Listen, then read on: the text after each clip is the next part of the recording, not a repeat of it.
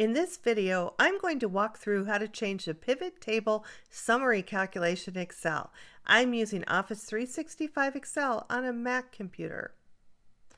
In this example, we have a pivot table that shows the amount of sales for each of the categories: accessories, home, etc. The totals on this pivot table are in sales dollars or whatever currency is being used.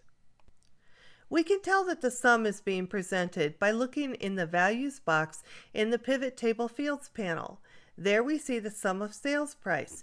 Now we are going to walk through how to change that sum to be the count or number of sales. The same process can be used to change it to the average. First, click the information icon to the right of Sum of Sale Price in the Values box in the Pivot Table Fields panel. In the box that pops up after clicking next to the Sum of Sale Price, click on Count. Now we see that the pivot table displays the count or number of sales rather than the dollar amount of those sales. That's it, we are done. This video was created and narrated by Dr. Wendy Tietz and is part of the Excel Skill Builder video series. See accountingisanalytics.com for additional faculty and student resources.